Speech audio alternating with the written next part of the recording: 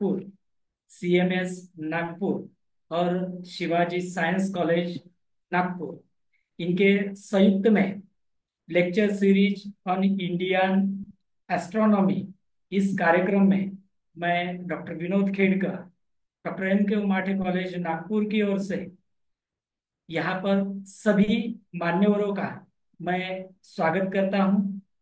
आज के प्रमुख अतिथि के रूप में, आज के 5वें दिन के प्रमुख अतिथि के रूप में श्री अन्वेष देवपल्ली सर का मैं तहे दिल से स्वागत करता हूँ। और डॉक्टर अखिलेश पेशवे सर का, principal doctor Akhilesh Peshwe sir का, इनका भी मैं तहे दिल से स्वागत करता हूँ। डॉक्टर निहाल शेख सर का भी मैं तहे दिल से स्वागत करता हूँ। डॉक्टर प्रतिमा देश पांडे मैडम का भी मैं तहे दिल से स्वागत करता हूँ। डॉक्टर विद्या बानाइत मैम का भी मैं स्वागत करता हूँ। और डॉक्टर जोशी मैम का भी मैं स्वागत करता हूँ।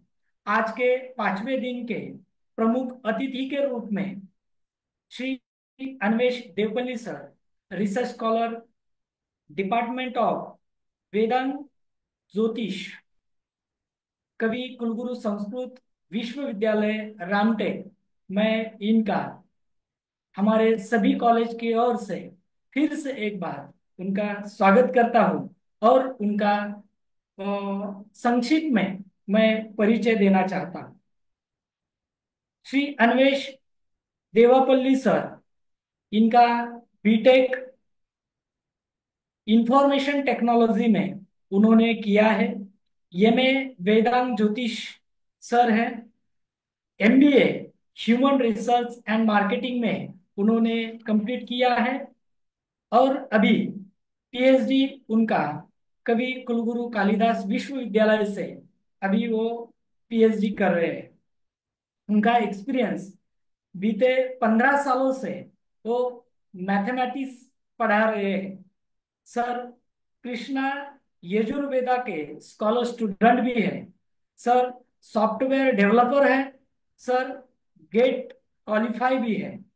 मैं सर का पुनश्च एक बार स्वागत करना चाहता हूं और सर से अनुरोध करता हूं कि विद्यार्थियों को आप मार्गदर्शित करें।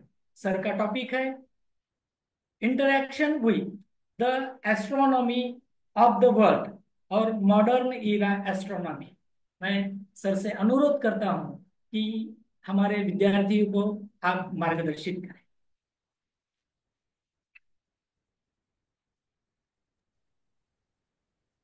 Thank you very much sir.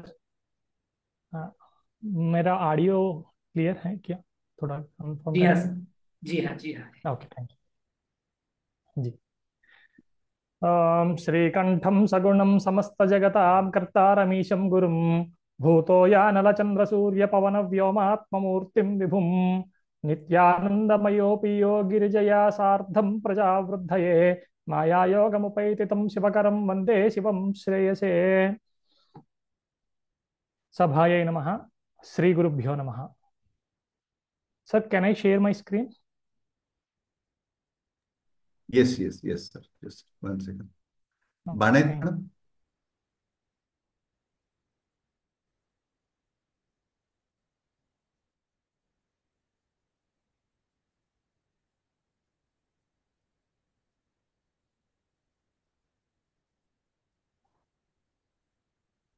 Sir, is it visible? Can you please confirm?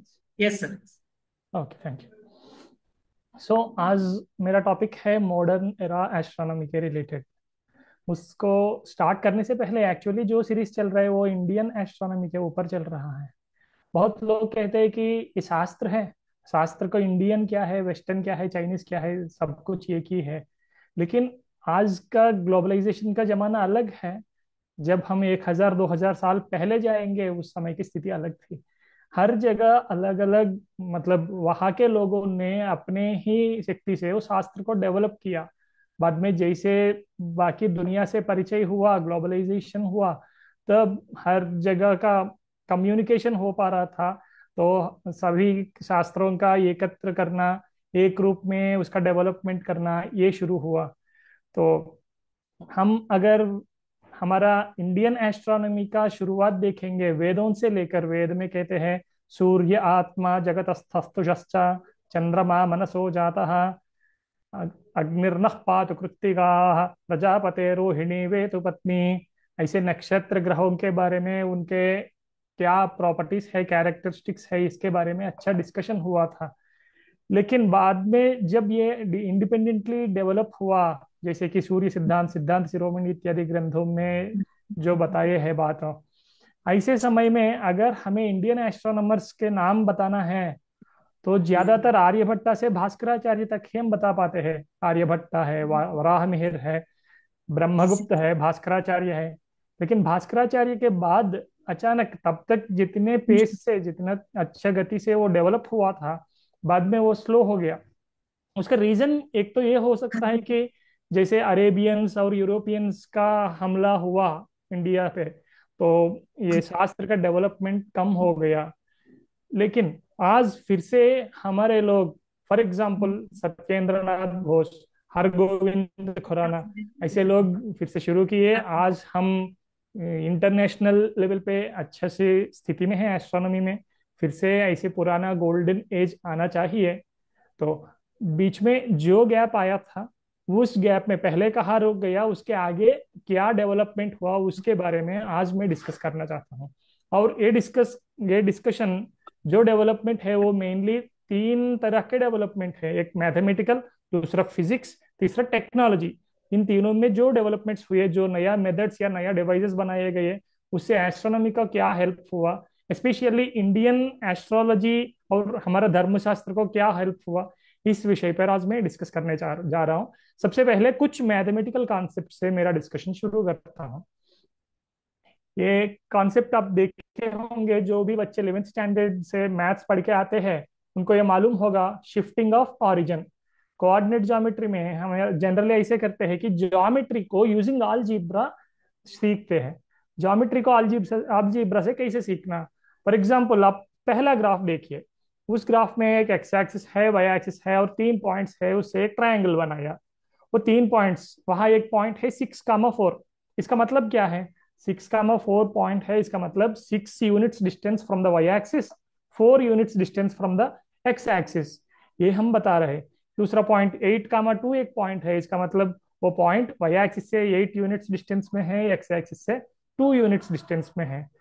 अगर हमें उसका एरिया चाहिए तो जनरली ऐसे 3 पॉइंट देने पर एक फार्मूला है, half mod x1 × y2 - y3, ऐसा एक फार्मूला है। उस फार्मूला में ये पॉइंट सब्सटीट्यूट करके हम उसका एरिया निकाल सकते हैं। लेकिन जब कैलकुलेशन करेंगे, इतने सारे नंबर्स से ऑपरेट करेंगे, तो गलती होने का संभावना ज्यादा है और वो प्रोसेस भी थोड़ा सा ज्यादा होगा, लंबा होगा। तो मैथमेटिशियंस ने ऐसे एक मेथड बनाया जिसका नाम है shifting of origin. Shifting of origin में ऑरिजिन हम 0, 0 जो पॉइंट है उसको ऑरिजिन मानते हैं।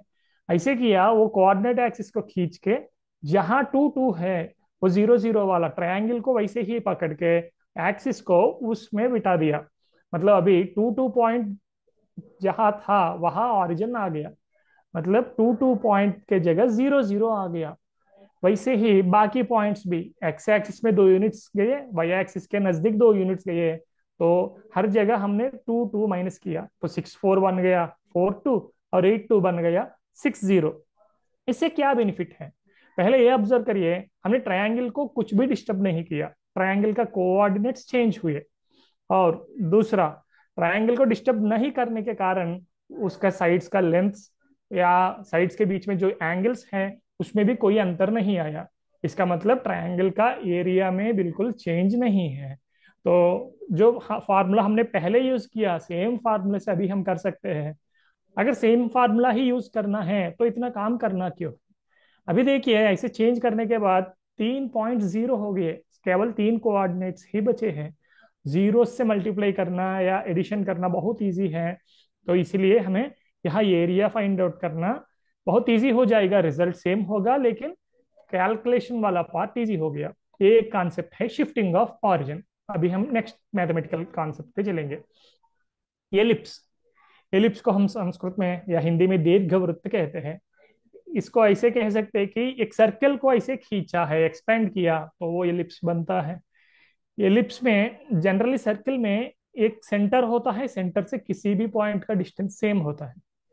एलिप्स में क्या होता है, एलिप्स में दो पॉइंट्स होते हैं, उसको सेंटर नहीं कहेंगे, फोकस कहेंगे। ये दोनों पॉइंट से एलिप्स पर किसी भी पॉइंट को हम लाइंस लाइंस ड्रा करेंगे और दोनों लाइंस का लेंथ ऐड करेंगे तो वो लेंथ हमेशा कांस्टेंट आएगा। इसीलिए जो लेफ्ट साइड आपको जो फिगर दिख रहा है वहां एलिप्स ड्रा करने का मेथड भी दिखाया है। एलिप्स ड्रा करने के लिए हम दो पिन ऐसे फिक्स करके पेपर में एक धागा बांध के पेंसिल से ऐसे ड्रा कर सकते हैं, एलिप्स इजीली बनेगा। और दूसरा, एलिप्स को हम कोनिक सेक्शन से भी एक्सप्लेन करते हैं। एक कोन को ऐसे क्रॉस कट करने से जो शेप आता है वो एलिप्स है। एलिप्स का एक इंपॉर्टेंट प्रॉपर्टी है एसेंट्रिसिटी। एसेंट्रिसिटी से हमें क्या पता चलता है, जनरली एलिप्स का एसेंट्रिसिटी 0 और 1 के बीच में होता है। अगर वो पूरा 0 हो गया तो वो एक सर्कल बनेगा, 1 हो गया तो वो एक स्ट्रेट लाइन बनेगा। और जितना ज्यादा है, हम ऐसे कह सकते हैं कि उतना ज्यादा एक्सटेंड किया सर्कल को एलिप्स बनाने में। आप यहाँ फिगर्स ऑब्जर्व कर सकते हैं, अगर 0.2 हुआ ई का वैल्यू और 0.8 हुआ, उसमें कैसे चेंज आ रहा है। ये सब मैं अभी क्यों डिस्कस कर रहा हूँ, इतना मैथ्स क्यों पढ़ना है, वो आपको बाद में जब हम एस्ट्रोनॉमी में जाएंगे तब पता चलेगा। मेरा इंटेंशन है जितना बेसिक चाहिए आज मॉडर्न एस्ट्रोनॉमी समझने के लिए, उसको थोड़े थोड़े इंट्रोड्यूस करना चाहता हूँ। And the next concept, numerical methods. दोनों कॉन्सेप्ट तो 12th तक मैथ्स में आते हैं, ये थोड़ा सा एडवांस्ड कॉन्सेप्ट है। इसका क्या जरूरत है, जरूरत बाद में बताता हूँ, पहले न्यूमेरिकल मेथड्स क्या होता है। न्यूमेरिकल मेथड्स में फॉर एग्जांपल एक इक्वेशन लीजिए, x square plus sine x minus e power x is equal to 0। इस इक्वेशन को सॉल्व करना है। एक सिंपल पॉलिनोमियल इक्वेशन है तो कैसे सॉल्व करना सभी को मालूम है। लेकिन ऐसे डिफिकल्ट इक्वेशंस को, जो इक्वेशन रेगुलर नहीं है, ऐसे इक्वेशन को सॉल्व करना है। इसको और सिंपली समझना है तो पजल्स सभी लोग करते होंगे, 2 4 6 8 क्वेश्चन मार्क। क्वेश्चन मार्क के प्लेस में क्या आना चाहिए, 10 आएगा, इजीली हम बताएंगे। लेकिन अगर वो रेगुलर नहीं है, फॉर एग्जाम्पल किसी भी कंपनी का स्टॉक प्राइस देखेंगे हर दिन का, वो स्टॉक प्राइस तो 2 4 6 8 जैसा पैटर्न तो नहीं बनेगा। वो इंक्रीज होते रहेगा, डिक्रीज होते रहेगा, और इक्वल अमाउंट्स भी नहीं होंगे। तो ऐसे जगहों में हमें आगे का फोरकास्ट करने के लिए, चाहे वो स्टॉक प्राइस हो या वेदर फोरकास्टिंग हो या मेडिकल इमेजिंग, जहाँ से वो एक्सरे वगैरह स्कैनिंग रिपोर्ट ऑब्जर्व करके उनका डिसीज कुछ है क्या फाइंड आउट करना, ऐसे जगहों में to find the roots to solve differential equations, for integration, ऐसे हर बहुत सारे एप्लीकेशंस हैं न्यूमेरिकल मेथड्स का। एंड देन पेर्टर्बेशन थियरी, ये थोड़ा नया है। ये पेर्टर्बेशन थियरी क्या होता है, फॉर एग्जांपल ऐसे मान लीजिए कि एक द्वार को पेंट करना है। पेंट करने वाले जनरली क्या करते हैं, दो तरह के ब्रश होते हैं, एक वाइड वाला जिसकी ज्यादा विड्थ है, दूसरा एक नैरो वाला बस छोटा सा ब्रश होता है। जनरली जब बीच में से आराम से पेंट कर देते हैं इजीली, तब कोई टेंशन नहीं है। लेकिन कॉर्नर्स जब पेंट करना है तो छोटा सा ब्रश लेके ध्यान से करते हैं। ऐसे ध्यान से करने का कारण, बाकी बाहर डिस्टर्ब नहीं होना, जहां तक पेंट करना है वहीं तक ही पेंट करना। इन द सेम वे अगर लिफ्ट का वर्किंग हम ऑब्जर्व करें, आधुनिक आज का जो लिफ्ट है उसमें इतना देख नहीं पाएंगे, जो लेकिन जो पुराने लिफ्ट है उसमें हम ऑब्जर्व कर सकते हैं। अगर मान लीजिए आपको फर्स्ट फ्लोर से 10th फ्लोर तक जाना है, ये लिफ्ट सेम स्पीड से चलेगा 9th फ्लोर के पार करके 10th फ्लोर तक, लेकिन 10th फ्लोर का थोड़े पहले वो स्लो हो जाएगा। क्या हो रहा है, उसके वर्किंग में एक कोर्स मूवमेंट होता है, यहाँ से यहाँ तक आराम से गया। वहां फाइन ट्यूनिंग करना है, मतलब एग्जैक्टली 10th फ्लोर का फ्लोर जहाँ है और लिफ्ट का फ्लोर जहाँ है, वो दोनों सेम एक ही जगह मैच होना पड़ेगा। ऐसे मैच होने के लिए वो धीरे धीरे चलते एग्जैक्ट लोकेशन को उसके सेंसर से आइडेंटिफाई करता है। ऐसे विषयों पर मतलब जहां हमें थोड़ा नजदीक तक आना इजी है वहां ढूंढना पड़ेगा। फॉर एग्जाम्पल हम एक मार्केट में जाते हैं किसी विषय खरीदने के लिए, तो हम घर से मार्केट तक आराम से चले जाएंगे, लेकिन एक बार मार्केट में जाने के बाद उतना स्पीड से नहीं जाएंगे, एक एक ढूंढते हुए जाएंगे। ऐसे वहां लोकल करेक्शन करने का हुई परटर्बेशन थ्योरी कहते हैं। And the next very interesting, barycentre, ये थोड़ा मैथमेटिक्स और फिजिक्स से रिलेटेड है। बेरी सेंटर क्या होता है, हम इसको सेंटर ऑफ मास से समझ सकते हैं। सेंटर मास किया, अब मान लीजिए एक स्केल को अपने फिंगर पे बैलेंस करना है, तो हम अगर स्केल का सेंटर में हमारा फिंगर रखेंगे तो इजीली बैलेंस कर सकते हैं। इन द सेम वे अगर एक हैमर को, एक हथौड़ा को बैलेंस करना है तो वो सेंटर से नहीं हो पाएगा। हमें एक साइड ज्यादा मास है, एक साइड कम मास है, तो जहां ज्यादा है उस साइड हमारा फिंगर रखना पड़ेगा, तभी वो बैलेंस हो पाएगा। इसी विषय यही ही नहीं, बहुत बड़े ऑब्जेक्ट्स को डिस्कस करते समय भी हमें काम में आएगा। फॉर एग्जाम्पल, हम ऐसे मानते हैं कि सभी लोग सारे प्लैनेट्स सूर्य का, सन का रिवॉल्यूशन करते हैं। ये कुछ हद तक ठीक है, लेकिन हमें डिफरेंस तब दिखेगा जब हम जुपिटर, सैटर्न जैसे बड़े प्लैनेट्स को देखेंगे। फॉर एग्जाम्पल, जुपिटर बहुत बड़ा है और सन से दूर में है, तो जुपिटर के कारण, मतलब जुपिटर ऐसे मान लीजिए एक रॉड है, जैसे वेट्स लिफ्ट करते हैं जिम में, ऐसा एक रॉड है। उस रॉड का एक एंड में जुपिटर है, एक एंड में सन है।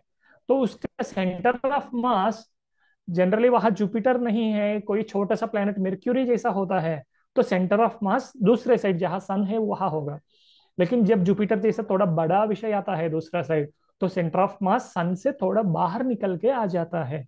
उस कारण सन भी दूसरे पॉइंट का परिक्रमा करते हुए, रिवॉल्यूशन करते हुए हमें दिखेगा। आप एक बार ये वीडियो ऑब्जर्व कीजिए, जिससे ये विषय और अच्छा सा समझ में आएगा।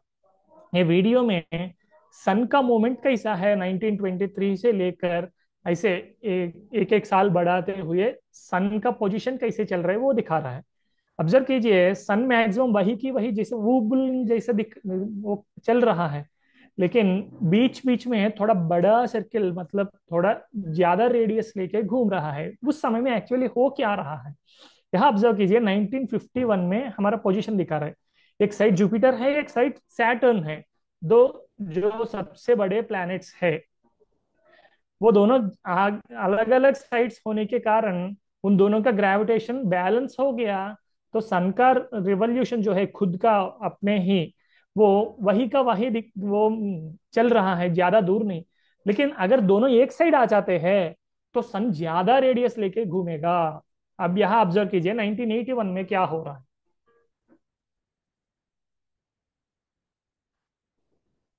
1981 में जुपिटर और सैटर्न दोनों एक साइड आ गए, दोनों बड़े प्लैनेट्स एक साइड आ गए, तो क्या होगा, दोनों एक ही साइड से सन को पुल कर रहे हैं। मतलब सन पर ग्रेविटेशन इफेक्ट ज्यादा हो गया। वो ज्यादा होने के कारण सन अपना पोजीशन से थोड़ा हटके जा रहा है। और अच्छा सा बताना है तो उसका बेरी सेंटर थोड़ा सा बाहर है, इसीलिए सन को उतना दूर से घूमना पड़ रहा है। ये हर 20 साल में एक बार होता है। एंड द नेक्स्ट कॉन्सेप्ट, अभी हम पूरी तरह से फिजिक्स में एंटर हो गए। फिजिक्स में अभी मॉडर्न फिजिक्स हो, चाहे वो मैथमेटिक्स, कैलकुलस जैसे सब्जेक्ट हो या एस्ट्रोनॉमी हो, किसी भी सब्जेक्ट का डिस्कशन विदाउट न्यूटन पूरी नहीं होगी।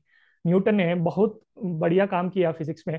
एक ऐसा थियरी है जिसने उन्होंने बताया, Newton's law of universal gravitation. इस थियरी में क्या बता रहे हैं, उनका कहना है कि जो भी दो बॉडीज है जिनको मास है, उन दोनों के बीच में हमेशा ग्रेविटेशनल फोर्स, अट्रैक्शन फोर्स होता है। चाहे जितना भी बड़ा हो या जितना भी छोटा हो, हर अगर मास है तो पक्का उसको ग्रेविटेशन होगा। इसी कारण हम जो कहते हैं एप्पल पेड़ से गिरा और पृथ्वी पर गया, इसका कारण ग्रेविटेशन है। तो हमें ऐसा क्वेश्चन आना चाहिए, अभी मैं हूं, मेरे सामने मेरा लैपटॉप है, मुझे भी मास है, मेरा लैपटॉप को भी मास है। न्यूटन ने ऐसे कहा कि कोई भी दो वस्तु हो, उन दोनों के बीच में अगर मास है तो पक्का उन दोनों का अट्रैक्शन फोर्स होगा, जिसको हम ग्रेविटेशन कहते हैं।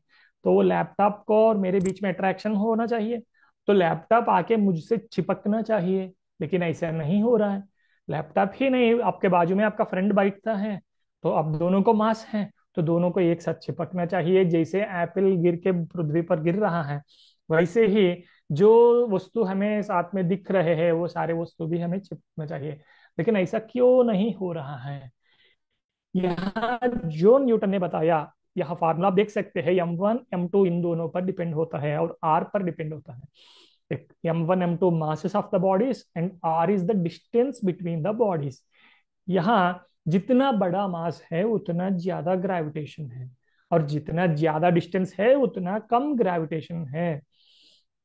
तो क्या हो रहा है, सबसे पहले ये बताना चाहता हूँ, gravitational force is a very weak force. वो बहुत पावरफुल है, ज्यादा दूर तक चलेगा। कितना दूर? अभी हम लेंगे तो अगर सूर्य, सन और अर्थ के बीच में 15 करोड़ किलोमीटर का डिस्टेंस है, और इतना ज्यादा डिस्टेंस पर भी ग्रेविटेशनल फोर्स अप्लाई हो रहा है, लेकिन वो बहुत वीक है। वो वीक कहने के लिए हम एक ऐसा एग्जाम्पल ले सकते हैं, एक मैग्नेट लीजिए, उसको दीवार पे ऐसा रख के छोड़ दीजिए, तुरंत वो नीचे गिर जाएगा। नीचे गिरने का कारण हम सब जानते हैं कि ग्रेविटेशनल पुल ऑफ अर्थ। लेकिन इसी मैग्नेट को हम अगर एक रेफ्रिजरेटर पे चिपकाएंगे तो वह चिपक जाता है, नीचे नहीं गिरेगा। यहाँ क्या हो रहा है, वो मैग्नेट चाहे जितना भी छोटा हो वो वही चिपक के जाएगा। मैग्नेट और ये आयरन, ये मेटल के बीच में जो अट्रैक्शन है वो ग्रेविटेशनल पुल से ज्यादा है। इसी कारण ग्रेविटेशनल पुल वो नीचे खींच नहीं पा रहा है, वो यही ही चिपक के रखा है। तो हम ये कह सकते हैं कि ग्रेविटेशनल पुल से भी ये मैग्नेट का अट्रैक्शन ज्यादा है। इससे ग्रेविटेशनल फोर्स बहुत वीक फोर्स है। इसी कारण हम एक दूसरे से चिपक नहीं रहे हैं, इसी कारण लैपटॉप मेरे पास नहीं आ रहा है। लेकिन जब हम बड़े बड़े गोलों को देखेंगे, फॉर एग्जाम्पल वो अर्थ हो, सन हो, इतना बड़े एलिमेंट्स को जब देखेंगे उसका मास बहुत ज्यादा है, इसी कारण उनके बीच में ग्रेविटेशनल फोर्स ऑफ अट्रैक्शन है। मुझ में भी ग्रेविटेशन है, आप में भी ग्रेविटेशन है, लेकिन अर्थ से कंपेयर करेंगे तो हमारा मास कितना है, तो उतना ही कम ग्रेविटेशन होगा। For example we can say 0.000000001 newton, इतना फोर्स ऑफ अट्रैक्शन है। एंड देन बहुत important properties, Newton's laws of motion, ये सबसे फेमस लॉ है, न्यूटन्स थर्ड लॉ। हम जनरली ऐसे कहते हैं कि action is equal to minus reaction, हर एक्शन को इक्वल एंड अपोजिट रिएक्शन होता है, और इसी कारण से रॉकेट चलता है, इसी कारण से हम जंप कर पा रहे हैं, इसी कारण से स्विमिंग पॉसिबल हो रहा है। ये है न्यूटन्स थर्ड लॉ। अब एक क्वेश्चन ये आना चाहिए, हम अभी जस्ट जो पढ़े, अर्थ एप्पल को पुल कर रहा है अपने ओर, और न्यूटन थर्ड लॉ कहता है कि एवरी एक्शन को ऑपोजिट डायरेक्शन में इक्वल रिएक्शन है। फॉर एग्जाम्पल मान लीजिए एक दीवार है, मैंने दीवार को मारा तो मुझे भी पेन होगा, इसका मतलब दीवार भी इतना ही फोर्स से मुझे मार रहा है। अगर मैं जोर से मारूंगा तो ज्यादा पेन आएगा, धीरे मारूंगा तो कम पेन आएगा। मतलब जितना फोर्स मैंने दीवार पर अप्लाई किया, दीवार उतना ही फोर्स मुझ पे वापस अप्लाई किया। तो जितना फोर्स से एप्पल को पृथ्वी ने, अर्थ ने पुल किया, उतना ही फोर्स से अर्थ को, एप्पल को भी पुल करना चाहिए। अगर सही में वैसा होता है, हमें जनरल ऐसे लगता है कि इंट्यूशन से, मान लीजिए एप्पल 10 फीट के ऊपर है, तो वो नीचे गिरते समय एप्पल को 5 फुट नीचे आना चाहिए और अर्थ को 5 फुट ऊपर जाना चाहिए। मतलब अर्थ को ऐसे स्थिर नहीं होना है, स्टेबल नहीं होना है, उसको भी एप्पल के साइड जाना चाहिए।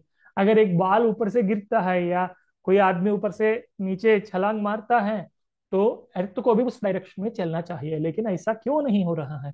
इसका जवाब देता है Newton second law of motion. इन्होंने कहा कि हर, मतलब कभी भी हम फोर्स अप्लाई करेंगे, वो फोर्स उस वस्तु का मास और जितना एक्सेलरेशन है, इन दोनों को हमें बताता है। मतलब हमें मास मालूम है, फॉर एग्जाम्पल यहाँ ये जो फिगर है ये ऑब्जर्व कीजिए, जब दोनों जगह सेम फोर्स अप्लाई किया, लेकिन जब वो फोर्स 500 किलोग्राम वाले पर अप्लाई होता है, उसका मोमेंट छोटा सा, मतलब कम मोमेंट है। जब हम 50 केजीस पे वो फोर्स अप्लाई करते हैं, उसको इजीली मूव कर सकते हैं। In other words, first case में 500 केज वाला केस में उसमें ज्यादा एक्सेलरेशन है, 50 केज वाला केस में उसमें कम एक्सेलरेशन है, दोनों जगह फोर्स सेम है। ऐसे हम नहीं कह सकते कि इसके फोर्स ज्यादा है, इसका फोर्स कम है, फोर्स सेम है, लेकिन जहां मास ज्यादा है वहां एक्सेलरेशन कम है, जहां मास कम है वहां एक्सेलरेशन ज्यादा है। तो पहले जो क्वेश्चन था एप्पल के तरफ अर्थ क्यों नहीं जा रहा है, उसका आंसर अभी हमें मिलेगा। एफ इक्वल टू एम, ये इसका, इससे हम ये बता सकते हैं कि ये is equal to F by M. अगर हम एम के जगह एक साइड अर्थ को लेंगे, दूसरा साइड एप्पल को लेंगे, हमें मालूम है डिवाइड करने का मतलब उतने टुकड़े करना, उतने पार्ट्स में डिवाइड करना। अगर फोर्स को अर्थ से डिवाइड करेंगे, अर्थ बहुत बड़ा है, उसका मास बहुत ज्यादा है, तो उतना बड़ा नंबर से डिवाइड करना मतलब उतने सारे पार्ट्स में कट करना है। मतलब ज्यादा पार्ट्स में हम कट कर रहे हैं, इसका मतलब एक एक पार्ट छोटा सा होगा। और दूसरा साइड में हम एप्पल से डिवाइड कर रहे हैं, एप्पल का मास बहुत कम है, उतना कम मास से डिवाइड कर रहे हैं, मतलब उतने कम पार्ट्स में हम उसको काट रहे हैं। जितने कम पार्ट्स हैं एक एक पार्ट उतना बड़ा होगा। फर्स्ट केस में छोटे छोटे पार्ट्स है, सेकंड केस में बड़े बड़े पार्ट्स। मतलब फर्स्ट केस में एक्सेलरेशन छोटा है, सेकंड केस में एक्सेलरेशन बड़ा है। इनसे हम ये कह सकते हैं कि दोनों जगह एक्सेलरेशन है, अर्थ भी चल रहा है, एप्पल भी चल रहा है, लेकिन अर्थ का एक्सेलरेशन बहुत छोटा है, एप्पल का एक्सेलरेशन बहुत ज्यादा है। इसलिए एप्पल चलते हुए हमें दिखता है, अर्थ भी चलता है, जैसे पहले कहा था 0.000001 मीटर्स चला होगा अर्थ, जो हम महसूस नहीं कर सकते हैं। एंड देन केपलर, जब हम प्योर एस्ट्रोनॉमी का बात करते हैं तो केपलर के लॉज को स्टडी करना बहुत जरूरी है। केपलर ने 3 लॉज बताया जो पूरा एस्ट्रोनॉमी का हिस्ट्री को ही चेंज कर दिया। उनका पहला लॉ ये है, लॉ ऑफ एलिप्स। उन्होंने कहा कि ये जो ऑर्बिट में घूम रहे हैं प्लैनेट्स, सभी पहले ऐसे सोचते हैं कि ये प्लैनेट्स जो घूम रहे हैं वो सर्कुलर ऑर्बिट्स थे, लेकिन केपलर ने कंफर्म किया ये सर्कुलर ऑर्बिट्स नहीं है, those are elliptical orbits. Ellipse में एक सेंटर नहीं होता है जैसे सर्कल में होता था। तो एलिप्स को 2 फोकस होते हैं, एक फोकस की जगह सूर्य होता है और दूसरे फोकस की जगह बाकी सारे प्लैनेट्स होकर घूमते रहते हैं। तो इसका कारण क्या होता है, ऐसे होने के कारण कभी कभी ये प्लैनेट सूर्य से बहुत नजदीक आ जाता है, कभी कभी बहुत दूर में रहता है। तो प्लैनेट्स का मोशन हमें इक्वल लेंथ में दिखाई नहीं देता है। मुझे किसी ने इसे पूछा था, ये प्लैनेट जो घूम रहा है वहां कोई ऑर्बिट तो बनाया नहीं, जब वहां कोई ऑर्बिट है ही नहीं तो प्लैनेट के कैसे पता चलेगा कि इसी रास्ते से जाना है। वो प्लैनेट को किस कोई बताएगा नहीं, प्लैनेट को पता भी नहीं चलेगा। इस क्वेश्चन को हम ऐसे समझ सकते हैं, अगर हम एक बॉल को दीवार पर फेंकेंगे तो बॉल को कैसे पता चलेगा कि वापस आना है, वो बॉल को पता नहीं चलेगा, वो उसका धर्म है। वहां एक्चुअली क्या हो रहा है, हमने फिजिक्स बनाया पहले, वो बाल आके फिजिक्स को स्टडी किया, फिर उसको समझ में आया कि मैं अगर दीवार को टकराता हूं तो वापस आना पड़ेगा, इसको रिफ्लेक्शन कहते हैं। ऐसे सीख के तब वापस आया क्या, ऐसे तो नहीं होता है। वो जनरली जो हो रहा है उस प्रॉपर्टी को, नेचर को हम स्टडी करके हमने फिजिक्स बनाया। ऐसे नहीं कि फिजिक्स बनने के बाद बाल उसको सीख के ऐसे वापस आ रहा है, बाल ऐसे आ रहा है ये ऑब्जर्व करके हमको हमने फिजिक्स को बनाया। इन द सेम वे हाँ, प्लैनेट को पता नहीं चलता इस रास्ते में जाना है, वहां प्लैनेट उस रास्ता में जा रहा है, ऐसे हमने ऑब्जर्व किया। ये law of elliptical orbits. Second law में इन्होंने ये बताया कि जब वो एलिप्स में घूमते रहता है, ये एक फिक्स्ड टाइम लीजिए, फॉर एग्जाम्पल हम एक 1 मंथ लेंगे। 1 मंथ में यहाँ जो आप इमेज में देख पा रहे हैं, 1 मंथ में फॉर एग्जाम्पल ये का इस एंड से इस एंड तक आया है, तो यहाँ जितना एरिया बना in the same way B, इस साइड में जितना एरिया बना वो दोनों एरिया सेम होते हैं। ये केपलर्स लॉ ऑफ एरियाज। और वैसे ही टाइम पीरियड्स के बारे में भी बताया उन्होंने। ये थोड़ा कॉम्प्लेक्स है, मैं सिंपली इतना कहना चाहता हूँ कि जैसे पहले हमने ऑर्बिट्स देखे, वो ऑर्बिट में उसके लीनियर वेलोसिटी सेम रहेगा, एंगुलर वेलोसिटी चेंज हो सकता है। लीनियर वेलोसिटी मतलब अपना पाथ में जितना डिस्टेंस गया है वो distance equal intervals of time में इक्वल रहेगा। ऐसे केपलर ने अपने 3 लॉस बताया। अब ये इंट्रोडक्शन से मैं अभी आज का जो एक्चुअल सेशन है हम मॉडर्न एस्ट्रोनॉमी के सिद्धांत जो पढ़ने वाले हैं उसको शुरू करता हूँ। उसमें जाने से पहले सबसे ज्यादा कंट्रोवर्शियल टॉपिक जिस पे बहुत डिस्कशन होता है वो है जियोसेंट्रिक या सोलर सेंट्रिक। ऐसा ये कहना है कि जियोसेंट्रिक कहते थे पहले लोगों को, इतना मालूम नहीं था कि वो हीलियोसेंट्रिक है। वो अर्थ को सेंटर मानते थे, ऐसे कहते हैं बहुत लोग। लेकिन ऐसा मानना जरूरी नहीं है। हम नहीं जानते हैं कि उनका दिमाग में क्या था। शायद ऐसा भी हो सकता है कि उन्होंने भी हीलियोसेंट्रिक ही माना। इस थियरी जियोसेंट्रिक सही भी है गलत भी है। वो सही कैसे है गलत कैसे है ये अभी हम डिस्कस करेंगे। वो गलत कैसा है, जो जनरल थ्योरी हम सब स्कूल में पढ़ाई किया, वो थ्योरी क्या बताता है कि सन सेंटर में है, सन का रिवॉल्यूशन करते हैं सारा प्लैनेट्स। अगर उस थ्योरी से हम देखेंगे geocentric theory is wrong. Okay, तो ये सही कैसे हुआ? जो पुराने जमाना के एस्ट्रोनॉमर्स थे उनका टारगेट ये था, चाहे उनका हो अभी हमका भी हो, टारगेट इतना ही है कि बाकी प्लैनेट्स को ऑब्जर्व करना, बाकी स्टार्स को ऑब्जर्व करना, उनका असर अर्थ पे कैसा है। या आज के पॉइंट ऑफ व्यू में हम ऐसे कह सकते हैं कि दूसरे प्लैनेट्स पे हमारे सैटेलाइट्स भेजना है। लेकिन वो जो भी काम करेंगे हम अर्थ से करेंगे, सन से नहीं है। तो हमें जहां प्रयोजन है वो काम करना है। वो science is made of application. कुछ जरूरत है, वो जरूरत को पूरा करने के लिए इन्वेंशन है। तो इस मामले से हम अगर इस पॉइंट ऑफ व्यू से देखेंगे तो geocentric point of view is also correct. इसका एक करेक्ट कहने का और एक पॉइंट में बाद में डिस्कस करूंगा। ये जियोसेंट्रिक पॉइंट ऑफ व्यू से पुराने एस्ट्रोनॉमर्स ने क्या किया, आर्यभट्ट वराहमिहिर इत्यादि ने क्या किया। सूर्य सिद्धांत में कहते हैं कि ग्रहाणाम अष्टधा गति, वक्रादि वक्र कुटिला मंदा मंदतरा समा, तदा शीघ्रतरा शीघ्र ग्रहाणाम अष्टधा गति। ग्रहों के 8 प्रकार के गति होते हैं। कैसे? कभी हमें दिखता है कि ग्रह सीधा जा रहा है, कभी वो पीछे आते हुए दिखता है, कभी बहुत फास्ट चलता है, कभी स्लो स्लो चलता है। इतने बहुत तरह के गतियां हैं। तो जो दिखता है, पहले केपलर थर्ड लॉ में हमने पढ़ा कि सेम अमाउंट ऑफ टाइम में सेम अमाउंट ऑफ डिस्टेंस चलेगा, उसके स्पीड में चेंजेस नहीं है। लेकिन हम एक्चुअल सेंटर से नहीं देख रहे हैं, बाहर से देख रहे हैं। तो हमें जो महसूस होता है वो अलग होगा। वो महसूस के कारण इसको स्पीड बढ़ना या आगे पीछे जाना ये सब हमें दिख रहे हैं। उस हिसाब से हमारे शास्त्रवेत्ताओं ने, जो पुराने जमाने के एस्ट्रोनॉमर्स थे, उन्होंने इतने सारे गतियों का अलग अलग इक्वेशंस बनाए, अलग अलग फॉर्मूलाज बनाए। वो सारे को एक साथ रखते हुए फाइनल वो प्लैनेट का पोजीशन निकालने का कोशिश किया। और बहुत हद तक बहुत एक्यूरेटली वो कर पाए, that too without using any apparatus such as telescopes, satellites वगैरह। तो that is a really wonderful feat. अगर हाँ आप 1000-2000 साल पहले सोचेंगे, जब केवल आंख से देख के उसका पता करना था।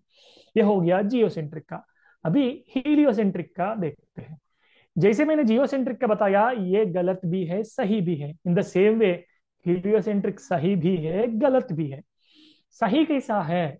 जो हमने स्कूल में पढ़ा, अर्थ सेंटर में है, सारे प्लैनेट्स उससे भ्रमण कर रहे हैं, उसका रिवॉल्यूशंस कर रहे हैं। तो okay, heliocentric theory is correct. तो गलत कैसे है? थोड़ी देर पहले हमने देखा बेरी सेंटर नाम का एक चीज होता है। उसमें हमने ऑब्जर्व किया सन भी एक ही जगह स्थिर नहीं है, सन भी एक दूसरा पॉइंट जिसका नाम बेरी सेंटर है उस पॉइंट का रिवॉल्यूशन कर रहा है। जो सेंटर में है ही नहीं, जो स्थिर ही नहीं, उसको सेंटर कैसे मानेंगे? अगर एक पॉइंट वहां हमेशा वही रहता है और उसका रिवॉल्यूशन करता है तो हम कह सकते हैं कि वो बॉडी स्थिर है, तो वो सेंटर मान सकते हैं। लेकिन वो पॉइंट ही इधर उधर चलते रह जाता है तो वो स्थिर कैसे होगा? तो उसको सेंटर कैसे मानेंगे? केवल वो नहीं, अभी आप सब बहुत लोग यूट्यूब में वीडियोस देखे होंगे, अर्थ सन के साथ बाकी प्लैनेट्स भी दौड़ते रहते हैं। ऐसे वीडियोस जिसमें ये दिखाते हैं कि sun also rotates around the centre of the galaxy. Sun भी अभी बेरी सेंटर में थोड़ा सा ही हमने देखा उसका रिवॉल्यूशन। केवल उतना नहीं, पूरा गैलेक्सी का चक्कर मारता है सन। along with all other planets, comets, asteroids, जो भी सोलर सिस्टम है, सारा सोलर सिस्टम रोटेट होता है around the centre of the Galaxy. तो सन भी सेंटर में नहीं है। केवल सन नहीं, इस दुनिया में कोई भी वस्तु जो कॉस्मिक बॉडी है, वो कोई भी ऐसी एक जगह टिक नहीं पाता है। अगर वो स्थिर हुआ तो प्रॉब्लम क्या है? देखिए, सिंपल एग्जांपल, एक की चेन को पकड़ के हम ऐसे ऐसे घुमाएंगे, जितना भी देर हम ऐसे फोर्स अप्लाई करेंगे तो उतना भी देर वो ऐसे एक ही जगह घूमते रहेगा। अगर हमारा फोर्स ज्यादा हो गया तो क्या होगा? फोर्स ज्यादा हो गया तो ये ऊपर से उड़ के चले जाएगा। अगर फोर्स कम हुआ तो क्या होगा? फोर्स कम हुआ तो वो नीचे लटक जाएगा। इन द सेम वे, हम किसी भी कॉस्मिक बॉडी को भी ऑब्जर्व करेंगे, वहां ग्रेविटेशनल पुल्स है हर साइड से। सन को जुपिटर पुल कर रहा है पहले जैसे देखे, या गैलेक्सी में बाकी स्टार्स सन को पुल कर रहे हैं, या इतने प्लैनेट्स को सन पुल कर रहा है, या मून को अर्थ पुल कर रहा है। इतने ग्रेविटेशनल फोर्स ऑफ अट्रैक्शन है, उससे बच के रहना है। बच के रहना कैसे? जब एक घूमते रहता है तो उसको सेंट्रीफ्यूगल फोर्स मिलता है। जैसे वॉशिंग मशीन में कपड़े धोने के बाद देखेंगे तो वो कपड़े बाहर फेंका हुआ जैसे दिखते हैं, मशीन के और टैंक्स के एंड्स में वो लटके हुए दिखते हैं। इन द सेम वे, जब ये घूमते रहेगा तो थोड़ा दूर रख सकता है अपने आप को। फॉर एग्जाम्पल, ये प्लैनेट्स जो सन का रिवॉल्यूशन कर रहे हैं, वो जब उतना स्पीड में घूमेंगे तो इतना डिस्टेंस मेंटेन कर सकता है। अगर उसका स्पीड कम हो गया तो सन के नजदीक चले जाएंगे, बहुत कम हो गया तो सन में बस जाएंगे। अगर स्पीड ज्यादा हो गया तो क्या होगा? इस सन को छोड़ के बाहर चले जाएंगे। इसीलिए कहते हैं मून हर साल थोड़ा सा 1-1 सेंटीमीटर बाहर जाते चल रहा है अर्थ से। मतलब बहुत सारे साल के बाद अर्थ को एक भी सैटेलाइट नहीं रहेगा, नेचुरल सैटेलाइट। इसीलिए हम हीलियोसेंट्रिक थ्योरी को गलत भी कह सकते हैं। सो ठीक है, लेकिन आज जो मॉडर्न मेथड्स हैं वो हीलियोसेंट्रिक पर ही बेस्ड होकर कैलकुलेशंस किए। क्यों हीलियोसेंट्रिक पे गए? पहले जियोसेंट्रिक पे जब करते थे, बहुत सारे गतियों को उनको मानना पड़ता था। जैसे कि वो शीघ्र गति सीधा कितने समय जा रहे हैं, पीछे कैसे आ रहे हैं, ज्यादा स्पीड से कब चल रहा है, स्लोली कब चल रहे हैं, इतने अलग अलग इक्वेशंस बनाना पड़ता था। लेकिन जिस समय केपलर ने अपना थ्योरी बताया, केपलर ने एलिप्स से रिलेटेड जो इक्वेशंस बनाया, वो बहुत इजी कर दिया प्लैनेटरी मोशन कैलकुलेट करने के लिए। इजी कैसे किया? हम एलिप्स के प्रॉपर्टीज जानते हैं। अगर एलिप्स का एसेंट्रिसिटी मालूम हो गया तो एलिप्स के बहुत सारे प्रॉपर्टीज हमें पता चल जाएंगे। और सन एक फोकस पर है, वहां प्लैनेट एलिप्टिकल ऑर्बिट में घूम रहा है, और अर्थ से जैसा वो वहां पीछे जाना, आगे आना, ज्यादा स्पीड, ज्यादा स्लो, ऐसे इतने तरह के प्रॉपर्टी मोशंस नहीं है, तो हम इजीली कैलकुलेट कर सकते हैं। आपके लिए मैं कुछ अलगारिदम लाया हूं, अगर चाहिए तो ये जो यूआरएल मैंने दिया वहां आप भी ऑब्जर्व कर सकते हैं। ये अलगारिदम देखिए, मैं जो अभी आपको शेयर करता हूँ।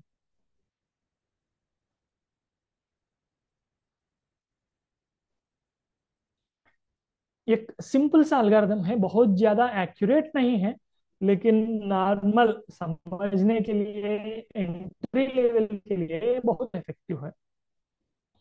इसमें शुरुआत में ये देखिए, टाइम स्केल में कितने डेज बीत हुए, एक एपोक कहते हैं।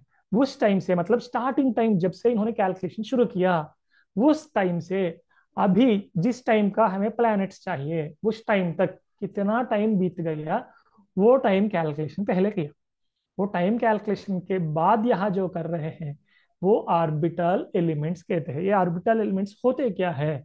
जो अभी हमने डिस्कस किया, एलिप्टिकल ऑर्बिट्स होते हैं। ये एलिप्स में घूम रहा है। एलिप्स का मोस्ट इंपॉर्टेंट प्रॉपर्टी है एसेंट्रिसिटी, जिसका मेंशन यहाँ किया। इसके साथ साथ और भी प्रॉपर्टीज है। एलिप्टिकल ऑर्बिट्स वो एक्चुअली सोलर सिस्टम ज्यादातर एक ही प्लेन में रहता है, लेकिन थोड़ा सा ऊपर नीचे हो सकता है उसके कारण। और दूसरा, बाकी बॉडीज में के बीच में अट्रैक्शन, सैटर्न जुपिटर, सैटर्न सन और सैटर्न और सन का अट्रैक्शन तो रहता ही है, लेकिन बाकी प्लैनेट्स का भी अट्रैक्शन होता है, सैटर्न और जुपिटर का भी अट्रैक्शन होता है। ऐसे अट्रैक्शंस के कारण ये एलिप्स में भी थोड़ा सा एनॉमलीज, एनॉमलीज मतलब डिस्टरबेंस जो रेगुलर होना है उससे थोड़ा डिफरेंट होता है, ऐसे एनॉमलीज होते हैं।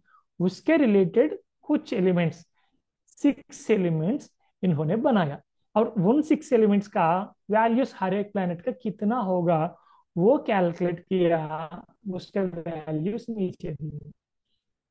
ये देखिए, सन का एन वैल्यू कितना है, आई वैल्यू कितना है, डब्ल्यू वैल्यू कितना है, मून का कैसा, मर्क्यूरी का, हर एक प्लैनेट का वो इलिप्ट के रिलेटेड एक 6 एलिमेंट्स का वैल्यूज बनाए। फिर क्या किया, सबसे पहले पोजीशन ऑफ सन निकाल दिया।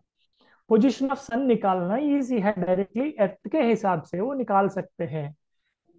कैसे अर्थ के हिसाब से, हम जब सन को कंपेयर करेंगे, सन को सेंटर में रखे, आई मीन एक फोकस में रखे, अर्थ का रिवॉल्यूशन देखे, या अर्थ को सेंटर में रखे सन का रिवॉल्यूशन देखेंगे, तो ऑलमोस्ट सेम आएगा। इसलिए सन का डायरेक्ट हम बना सकते हैं।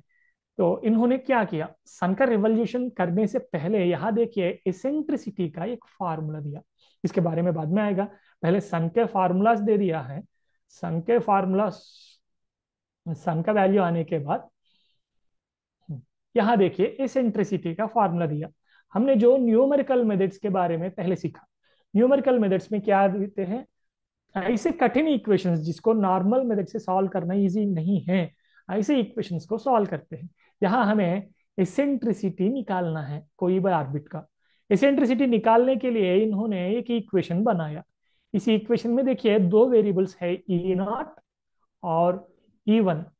आप कंप्यूटर साइंस में रिकर्शन नाम का एक कॉन्सेप्ट देख सकते हैं, मतलब बार बार वही काम करना।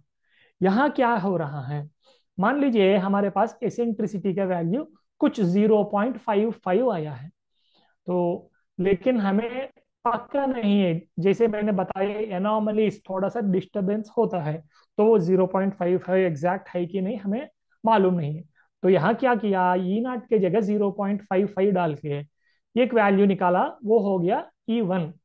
लेट अस सपोज E1 0.57 आया है, तो अभी क्या करेंगे, वो ई नॉट के जगह 0.57 डालेंगे, फिर E1 निकालेंगे।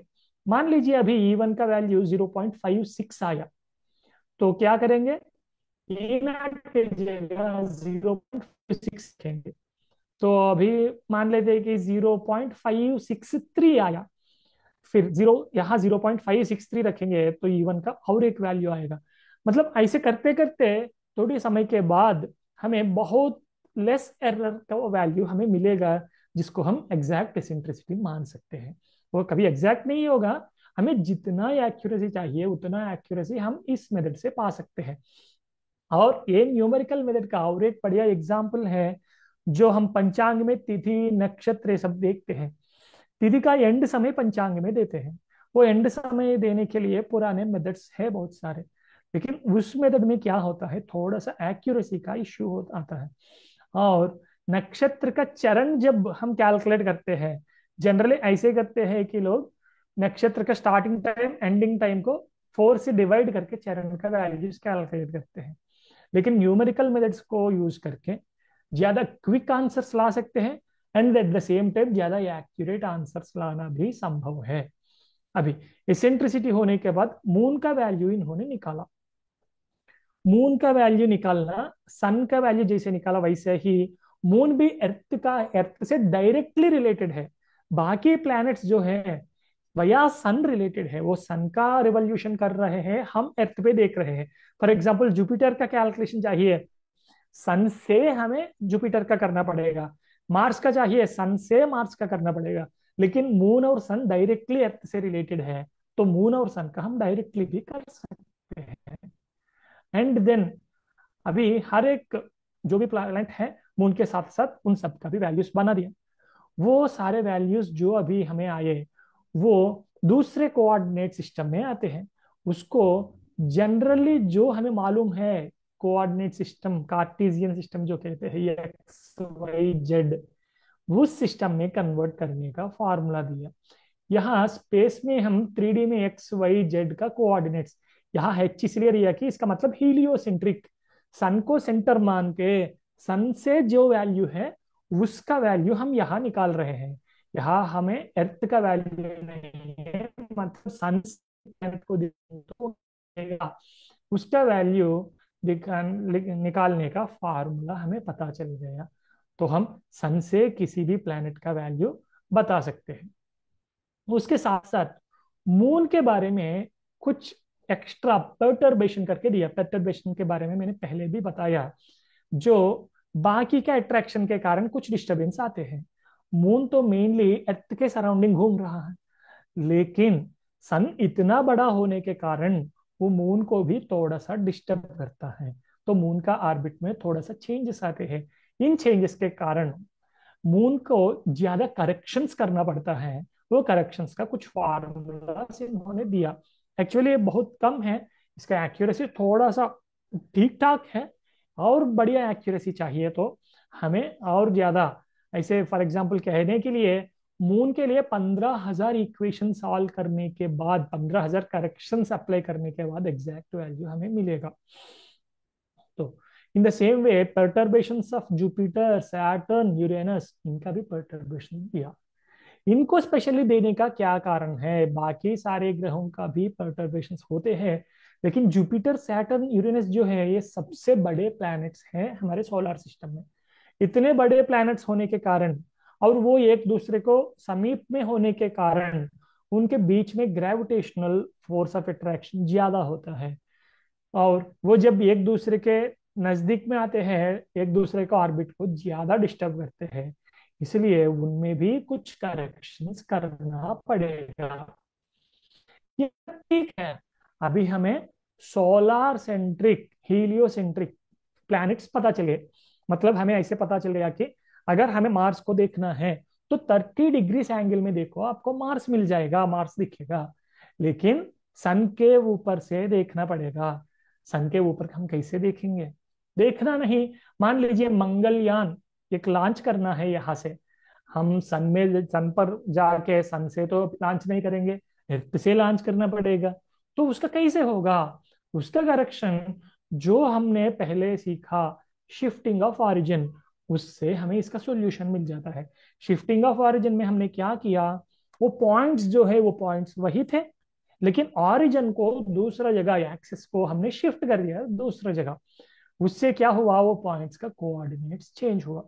इन द सेम वे अगर हम मानते हैं कि ये कोऑर्डिनेट सिस्टम, पहले एक्स वाई जेड का वैल्यूज हमें मिल गए ना, वो एक्स वाई जेड वैल्यूज से ये कोऑर्डिनेट सिस्टम बना दिया।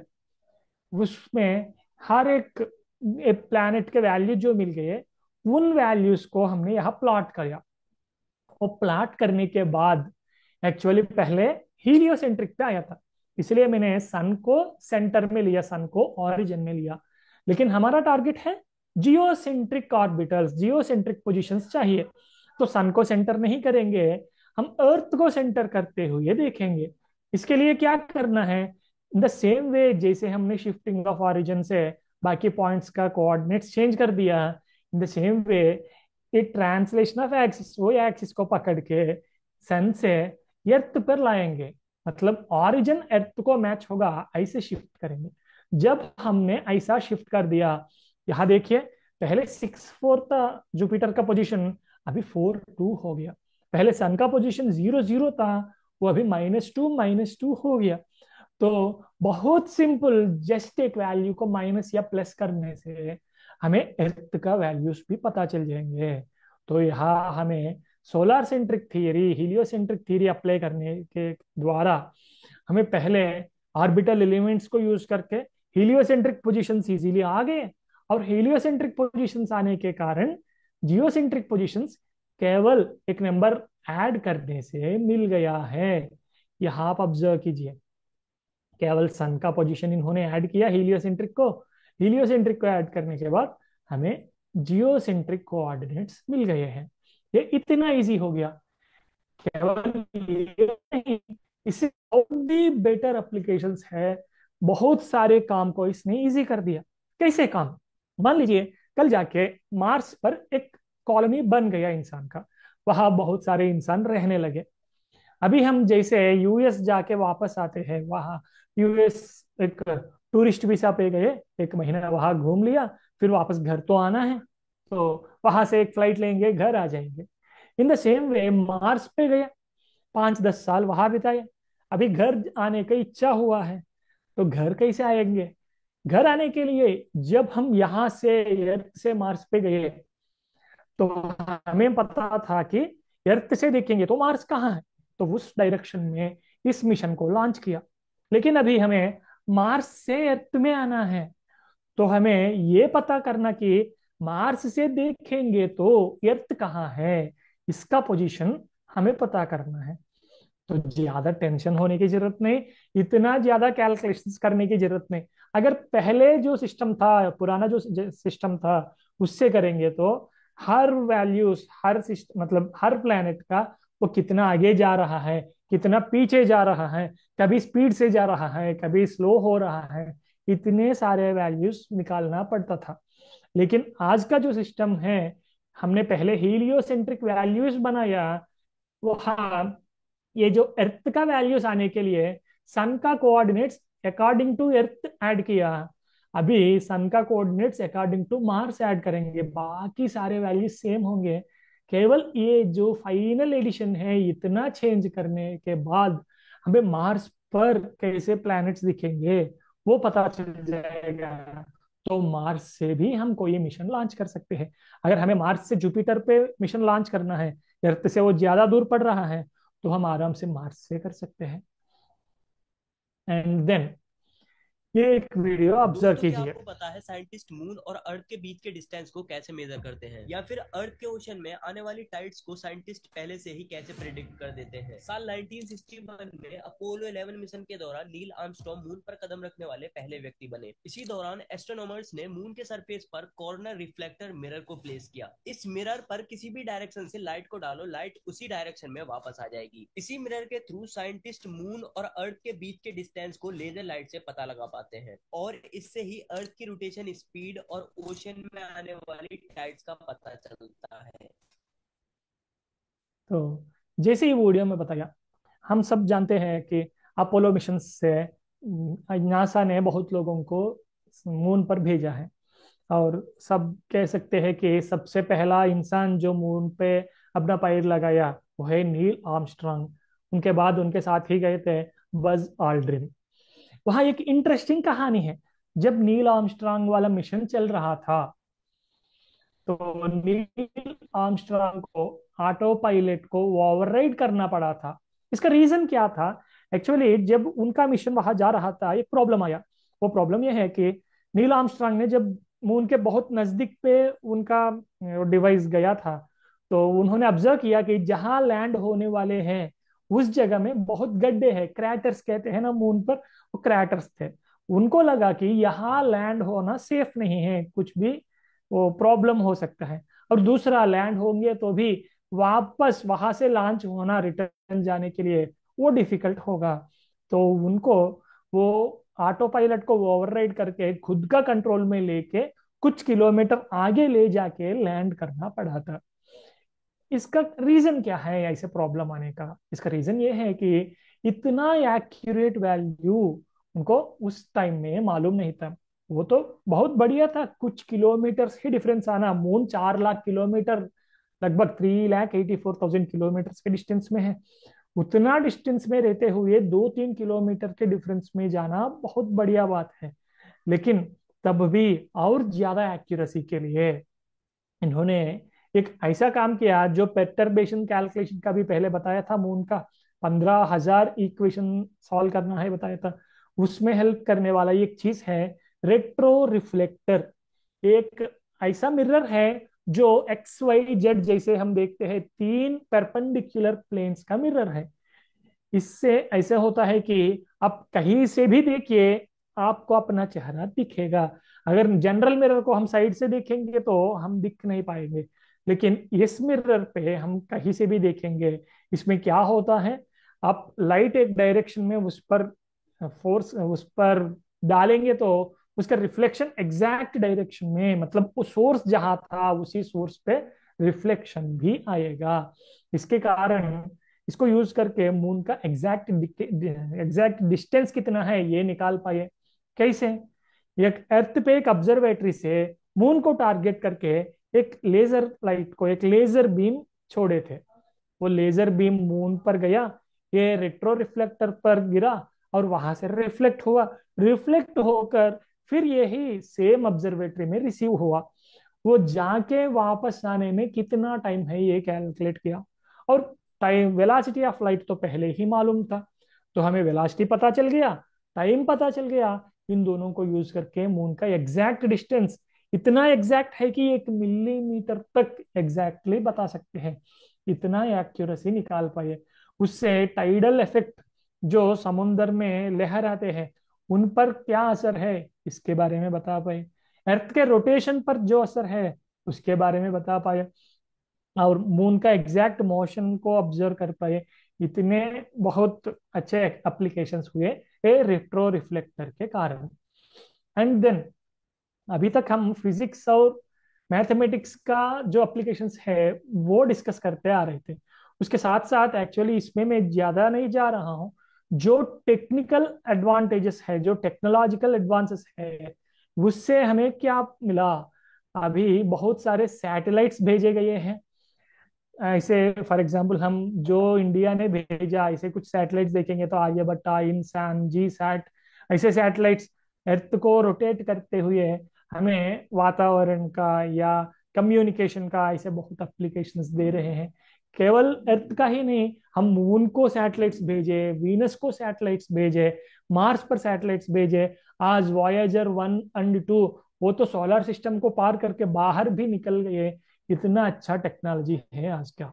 और दूसरा टेलीस्कोप्स, पहले जब 2000 साल पहले या 1500 साल पहले आर्यभट्टा इत्यादि लोग रिसर्च करते थे, वो केवल अपने आंख से देख के बताना पड़ता था, कैलकुलेशंस करना पड़ता था।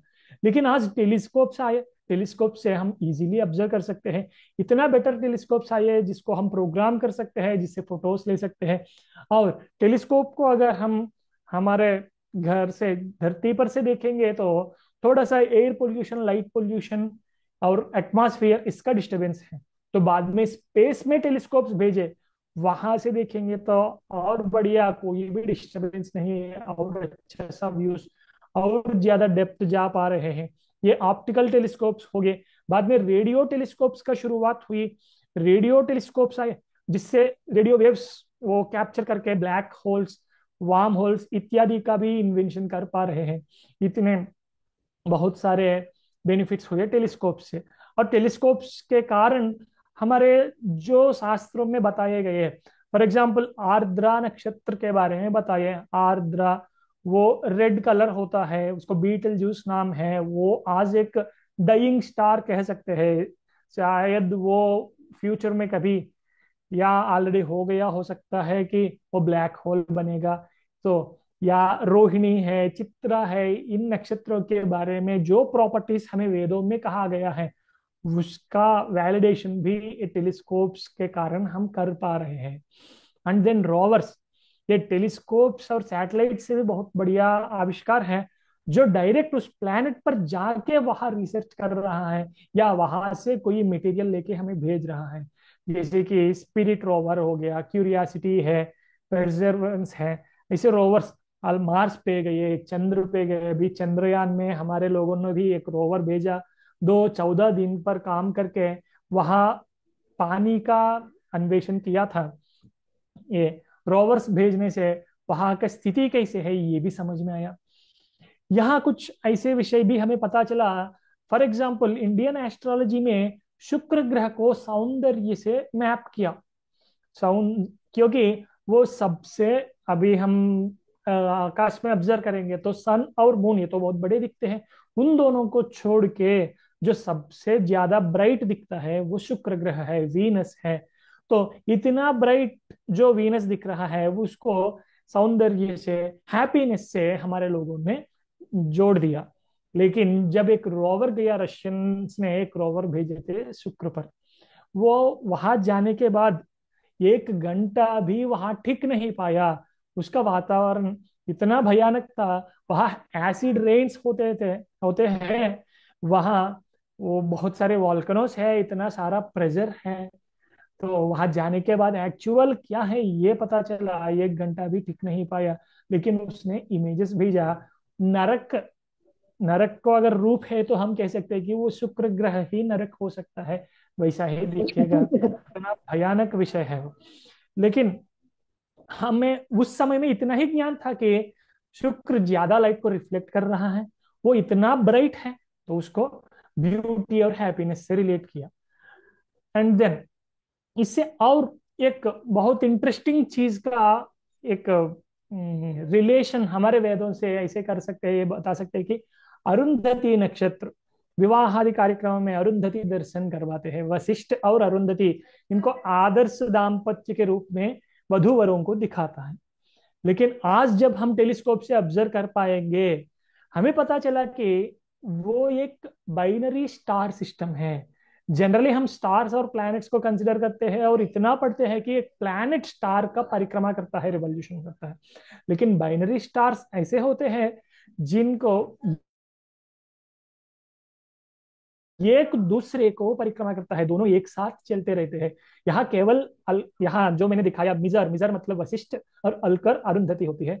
और इनको बीच में और भी स्टार्स है, वो उनका ऐसा गेस है कि 4 और 6 स्टार्स हो सकते हैं।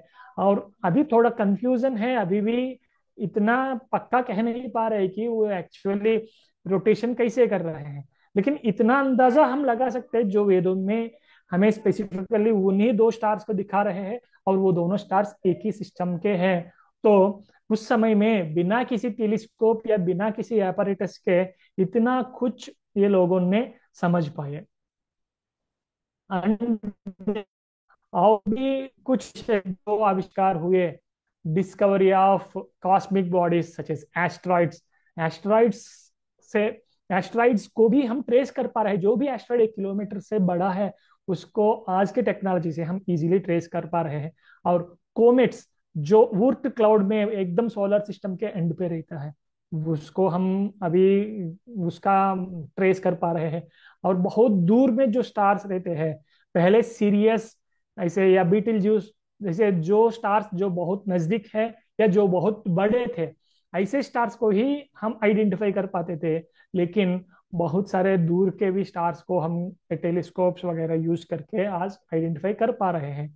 और एक्सो प्लैनेट्स, जो प्लैनेट्स दूसरे स्टार्स का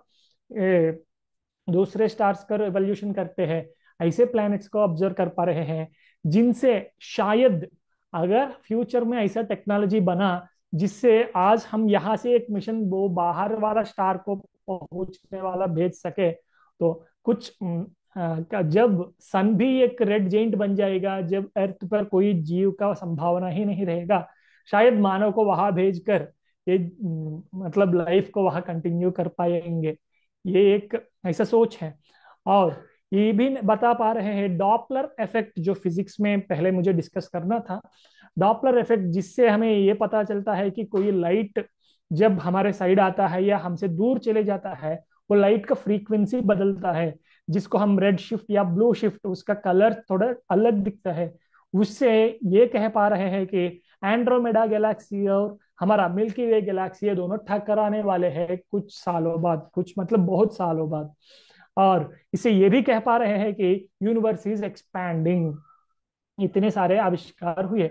और कुछ विषय जो लिमिटेशंस हैं हमारे वैदिक इंडियन एस्ट्रोलॉजी के, उसका भी मतलब उसका भी डिस्कशन हम जो मॉडर्न एस्ट्रोनॉमी है, जो मॉडर्न आविष्कार है, इनसे कर सकते हैं। फॉर एग्जाम्पल राहु केतु, इनको 2 ग्रह मानते हैं हम। वो ग्रह है या नहीं इसका डिस्कशन मैं नहीं कर रहा हूँ। राहु केतु हमेशा वक्र मार्ग में, मतलब हमेशा पीछे रेट्रोग्रेड चलते हैं, ऐसे हमारे जो ज्योतिष लोग हैं वो बताते हैं। लेकिन ये हमेशा ठीक नहीं है। इसका मैं अभी एक सॉफ्टवेयर से अभी आपको दिखाना चाहता हूँ। देखिए, ये सॉफ्टवेयर है जगन्नाथ होरा। ये जो भी एस्ट्रोलॉजर्स है सब, अगर बेस्ट सॉफ्टवेयर को वोट करना है तो इसी सॉफ्टवेयर को मैक्सिमम वोट्स मिलेंगे, ऐसा सॉफ्टवेयर है। ये जगन्नाथ होरा में मैं अभी ये कर रहा हूँ कि देखिए 11 अक्टूबर, सॉरी यहाँ October 11,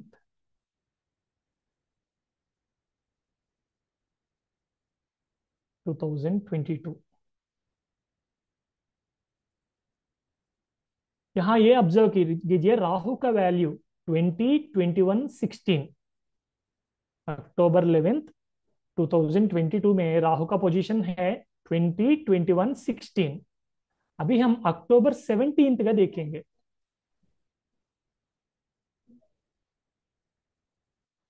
यहाँ देखिए 22, पहले 20, 21 था, अभी 22 हो गया, मतलब उसका वैल्यू कम हो गया, मतलब उसका पोजीशन पीछे गया। इससे हम कह सकते हैं कि राहु पीछे जा रहा है। लेकिन ये जो दिखाया ये गलत है, ये में हम मॉडर्न एस्ट्रोलॉजी से प्रूव कर सकते हैं। ये नहीं, एक सेटिंग चेंज करके मैं अभी आपको सेम वैल्यूज दिखाता हूं, देखिए। यहाँ ट्रू पोजीशंस जो है, मीन नोट्स नहीं ले रहा हूं मैं, ट्रू नोट्स ले रहा हूं। जनरली हमारे एस्ट्रोलॉजर्स ऐसे कहते हैं, करते हैं कि उसका एवरेज वैल्यू निकालते हैं, तो एवरेज हमेशा पीछे जाते हुए ही दिखेगा। लेकिन ट्रू मतलब एग्जैक्ट वैल्यू। जब हम एग्जैक्ट वैल्यू देखेंगे, अब देखिए ये 17 तारीख का, पहले 11 तारीख का करके फिर वापस इधर आएंगे। 11 तारीख का क्या हुआ था, राहु का पोजीशन 19, 18, 19 डिग्री 18 मिनट्स पे था राहु। जब हम 17 तारीख का देखेंगे, ये गया 1924 पर। मतलब पहले हमें दिखा था वो पीछे जा रहा था, जो आज के सभी एस्ट्रोलॉजर्स फॉलो करते हैं। लेकिन एक्चुअली राहु, हम जब ट्रू नोट्स देखेंगे, ये 1918 से 1924 में मतलब आगे बढ़ रहा है। मतलब ये सिद्धांत गलत है, ये हम कह सकते हैं। राहु केतु हमेशा वक्र गति में, हमेशा रिट्रोग्रेड ही नहीं जाएंगे, वो कभी कभी सीधी गति में भी जा सकते हैं। एंड दूसरा, ये जो विषय है ये हमारे लोगों ने कंसिडर नहीं किया, इफेक्ट ऑफ एल्टीट्यूड। एक बुर्ज खलीफा का एग्जांपल हम लेंगे। अगर आप बुर्ज खलीफा का ग्राउंड फ्लोर पर खड़ा होकर, मान लीजिए आपने सूर्यास्त सनसेट को देख लिया, और देखने के बाद तुरंत वहां लिफ्ट पकड़ के उसका टॉप फ्लोर में गए, वो लगभग 1 किलोमीटर हाइट में है। जब वह आप टॉप फ्लोर में जाएंगे, वहां से देखेंगे तो वहां आपको सूरज दिखेगा। जो सूरज नीचे देखते हुए समय सनसेट हो गया, ऊपर जाने के बाद सन वहां दिख रहा है। इसका मतलब वो एल्टीट्यूड का प्रभाव सनराइज और सनसेट पर है। इसी के कारण शिमला या लेह या ऐसी जगहों में जो ऊपर है उस पर देखेंगे तो हमें दिनमान थोड़ा बड़ा दिखता है। हर 1500 मीटर्स में 1 मिनट ज्यादा होता है सनराइज और सनसेट में।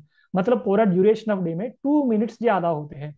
अब यहाँ जो फिगर आप, ये जो इमेज देख रहे हैं, वो एयर होस्टेस एक बच्चा को पकड़ के रखे हैं।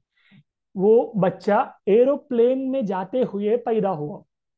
अगर आप, वो एक ज्योतिषी के पास जाएगा और पूछेगा कि मेरा कुंडली बनाओ, एरोप्लेन के पोजीशन से हम लैटिट्यूड लॉन्गिट्यूड सब बताएंगे, लैटिट्यूड लॉन्गिट्यूड से उसका कुंडली बताएंगे ज्योतिषी। लेकिन वहां प्रॉब्लम यह है कि एरोप्लेन लगभग 12,000 मीटर ऊपर से चल रहा है।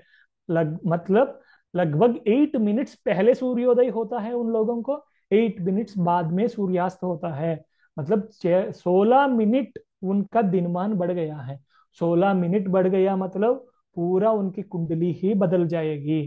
तो पूरा एस्ट्रोलॉजी को फिर से एक नया दृष्टिकोण से देखना पड़ेगा, केवल ये एल्टीट्यूड कंसिडर करने से। एंड देन ये एक लिमिटेशन है हमारे पुराने एस्ट्रोलॉजी का, एसेंडेंट, जिसको हम लग्न कहते हैं। लग्न मतलब जो राशि अभी हॉरिजॉन्टल पर दिखता है उसको लग्न कहते हैं। ये आर्किटिक सर्किल जो कहते हैं, जो 6600 डिग्रीज पर है, उसका ऊपर तक, उस तक मतलब 60 डिग्रीज लगभग तक हमारे जो फार्मूलाज दी गए पुराने, वो फार्मूलाज काम करते हैं। उसके आगे हम जाएंगे तो वो फार्मूलाज फेल हो जाते हैं। वो फार्मूलाज कैसे फेल हो जाते हैं, ये यहाँ मैं एक एग्जांपल से आपको दिखाता हूँ। यहाँ जो सिटी आप देख रहे हैं, जिसका मैप आप देख रहे हैं, वो सिटी का नाम है लॉन्गबियर बयान। ये स्वालबर्ड नाम का जगह में है, जो नॉर्वे में है, जो नॉर्थ पोल को बहुत नजदीक में है। अब मैं एक सॉफ्टवेयर जो सबसे ज्यादा डाउनलोड्स है जिसके गूगल प्ले स्टोर पर, उस सॉफ्टवेयर में आया हूँ। उस सॉफ्टवेयर में ये है, ये लग्न का टाइम्स दिखाता है। अभी ये तो दिल्ली का दिखा रहा है, देखिए ये अप्रैल 5 का न्यू दिल्ली में कैसा लग्न है ये दिखा रहा है। पीसस मीन लग्न 6:30 तक है, मेष लग्न 8 बजे तक है, वृषभ लग्न 10 बजे तक है, ऐसे दिखा रहे हैं। अब मैं जा रहा हूं जून 30 पर। जून 30 पर इसीलिए जा रहा हूं कि उस जगह में मैक्सिमम पीक समर होता है जून 30 में, जब उनको 3 महीने का दिन होता है, सूर्यास्त होता ही नहीं। तो ये जून 30 का दिल्ली का लग्न हमें अभी दिख रहे हैं। अब यहां मैं सिटी का नाम चेंज कर रहा हूं। ये देखिए स्वालबर्ड लॉन्गियरबियन, उस सिटी को जब डालेंगे, ये नीचे के वैल्यूज आप ऑब्जर्व कीजिए।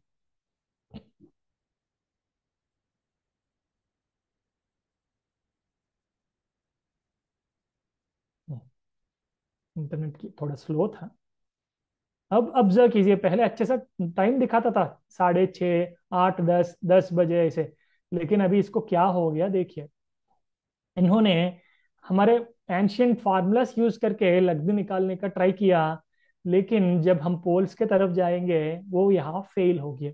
यही नहीं, दृक पंचांग नाम का एक और बहुत बड़ा सॉफ्टवेयर है जिसका बहुत ज्यादा मान्यता है, बहुत सारे डाउनलोड्स है। उसमें मैंने ट्राई किया सेम सिटी डाल के, वहां तो वो सिटी दिखाया ही नहीं।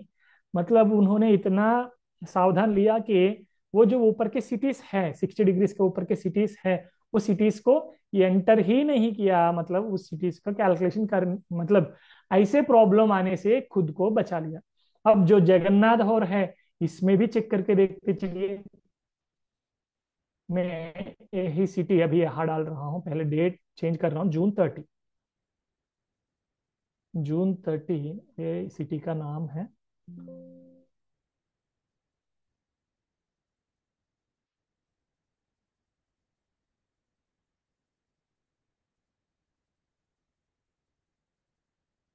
स्वालबर्ड।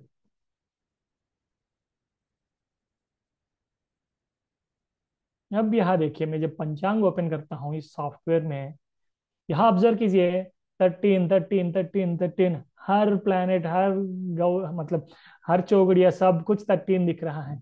यहाँ ये भी कंफ्यूज हो गया था कि क्या करना है, कोई रैंडम वैल्यू हमें दिखाना लगा। तो ये एक प्रॉब्लम है। ये एक प्रॉब्लम्स में इसीलिए दिखा रहा हूँ कि पहले के लोग बहुत काम किए। इसका मतलब ये नहीं कि उन लोगों ने गलत किया, बहुत काम किया, लेकिन प्रॉब्लम्स है, वो हमें मानना पड़ेगा। मैंने अभी तक modern astrology, sorry modern astronomy की डिस्कशंस किया, वहाँ न्यूटन के बारे में हमने डिस्कस किया, या लिबनिट्ज के बारे में, केपलर के बारे में डिस्कस किया, कहीं भी हमारे लोगों के बारे में डिस्कशन नहीं आया। लेकिन ऐसे बहुत सारे हमारे भी लोग हैं जिन्होंने बहुत काम किया। सुब्रमण्यम चंद्रशेखर, जिसको चंद्रशेखर लिमिट नाम से बहुत फेमस है, या स्वाति मोहन जो है लास्ट में, वो एक यंग गर्ल है, वो लगभग 40-50 साल का गर्ल नहीं, मतलब 40-50 साल का वुमेन है। उन्होंने मार्स मिशन में नासा के साथ काम किया है। ऐसे बहुत सारे लोग आज भी हमारे लोग हैं जो ग्रेट एस्ट्रोनॉमर्स हैं। मैं एंड में ये कहना चाहता हूं कि हमें दो तरह के लोग मिलते हैं ज्यादातर। जो एक तरह कहते हैं कि वी आर द बेस्ट, हमारे पुराने लोगों ने बहुत काम किया, जब बाकी वेस्टर्नर्स को कुछ भी मालूम नहीं था, वो उनको कपड़े पहनना भी नहीं आता था, उस समय हमने एस्ट्रोनॉमी बनाया। कुछ लोग ऐसे लोग हमें दिखते हैं, इंडिया इज वेस्ट, यहाँ कुछ नहीं है, अमेरिका जाओ या चाइना में बहुत डेवलपमेंट है, वो हमेशा इंडिया को नीचे दिखाने का कोशिश करते हैं। दोनों गलत हैं। हमें ये विज्ञान है, and this is a collective effort. हमें हमारा पुराना लोगों ने जो किया उसका सम्मान करना चाहिए, उससे जो अच्छी बात है वो लेना चाहिए, और जो आधुनिक हो रहा है उसको भी देखना चाहिए। उसको देख के हम और कैसे आगे बढ़ा सकते हैं, इस शास्त्र को और कैसे डेवलप कर सकते हैं, इस मामले में हमें प्रयत्न करना चाहिए।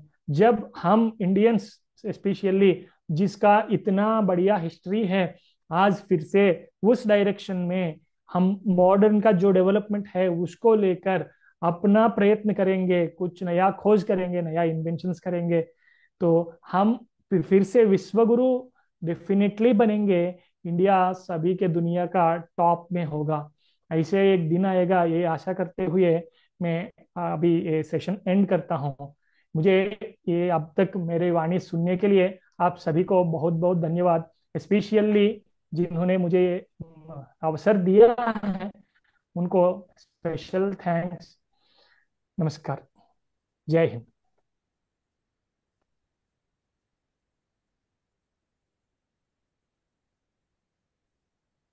धन्यवाद सर, थैंक्स सर। आपने गणित शास्त्र को इंडियन एस्ट्रोनॉमी से जुड़ाकर आसान भाषा में अ, अ, हमें मार्गदर्शित किया। आपका बहुत बहुत धन्यवाद। इसके बाद मैं अध्यक्षीय समारोह के लिए डॉक्टर डीवी नाइक सर, प्राचार्य doctor MK Umathe college Nagpur, इनको निमंत्रित करता हूं। Doctor DV Naik sir. तुम्ही पण इथल्या Namaste, Pranam. अच्छा. Pranam. Uh, as we draw today's enlightening lecture to a close, I would like to take a moment to express my heartfelt gratitude to Sri Anvesh ji for the remarkable presentation. Today, he brilliantly bridged the realms of modern जास्त astronomy, दोन असतात, mathematics, दोघीकडे जावं लागेल. and the rich tapestry.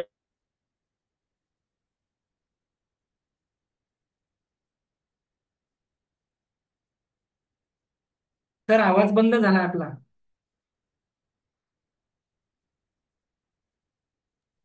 काय तुम्ही आवाज बंद झाला ना? हो. Naik sir. Naik sir.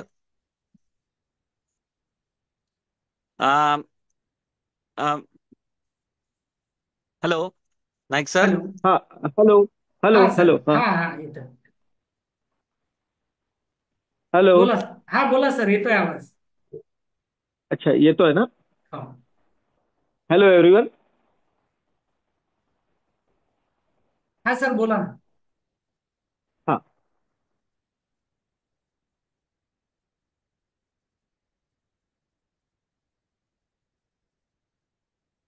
I want to express my heartfelt gratitude to Anvesh ji for his remarkable presentation today. Today he brilliantly bridged the realms of modern astronomy and modern sciences and mathematics especially, and the rich tapestry of our Indian knowledge system, illuminating the profound contributions that our ancestors made to the field of astronomy. As we move forward in our academic journey, I encourage all the students to carry this sense of curiosity and connections. Let the ideas shared today motivate you and to dwell deeper into the wonders of the cosmos, drawing from both our ancient knowledge and current scientific advancement. Thank you all for your attentive participation. And once again, a special thank to Sri Anvesh ji for sharing this expertise with us. Safe travels, and many your pursuits of knowledge continues to shine brightly, much like the stars we have learned to observe today. Thank you very much. Thank you sir. अभी इस programme के आखिरी दौर में है, आभार की ओर चलते हैं। आज के इस कार्यक्रम के अध्यक्ष डॉक्टर डीवी नाइक सर, इनका मैं तहे दिल से आभार व्यक्त करता हूं। आज के प्रमुख अतिथि, जिन्होंने अगदी आसान भाषा में इंडियन एस्ट्रोलॉजी को समझाया, अन्वेष देउलपल्ली सर, इनका भी मैं आभार व्यक्त करता हूं। आज के यहाँ पर उपस्थित सभी मान्यवर, प्राचार्य डॉक्टर अखिलेश पेशवे सर, इनका भी मैं आभार व्यक्त करता हूं। श्री दिनकर मराठे सर, इनका भी मैं आभार व्यक्त करता हूं। डॉक्टर निहाल शेख सर, इनका भी मैं आभार व्यक्त करता हूं। डॉक्टर प्रणीता देशपांडे मैम, इनका भी मैं आभार व्यक्त करता हूँ। डॉक्टर नितिन गायकवाड़ सर, इनका भी मैं आभार व्यक्त करता हूँ। डॉक्टर जोशी मैम, श्रद्धा जोशी मैम, इनका भी मैं आभार व्यक्त करता हूँ। और जिन्होंने जूम और यूट्यूब पे ये सभी लाइव किया है, ऐसे विद्या बानाइत मैम, इनको भी मैं इनका भी मैं आभार व्यक्त करता हूँ। और सभी विद्यार्थियों का जो यूट्यूब पे प्रेजेंट है, इन सब का मैं आभार व्यक्त करता हूँ। और अध्यक्ष की ओर से यह कार्यक्रम यहाँ पे समाप्त होता है, ऐसा जाहिर करता हूँ। Thank you. Thank you very much sir. Thank you आज सर। का हाँ बहुत ही सुंदर व्याख्यान रहा। सभी छात्रों को भी आज बहुत अच्छा लगा होगा, क्योंकि भारतीय ज्ञान परंपरा के इस श्रृंखला में आज का जो व्याख्यान था वो बहुत ही सुंदर प्रस्तुत हुआ और एक ब्रिज जैसा था। प्राचीन भारतीय खगोल शास्त्र और आधुनिक खगोल शास्त्र के बीच में एक सेतु के रूप में आज का व्याख्यान प्रस्तुत हुआ। और उनकी व्याख्यान शैली भी आधुनिक रही। अतः मैं भी एक नॉलेज रिसोर्स सेंटर की तरफ से आभार प्रकट करता हूं। धन्यवाद।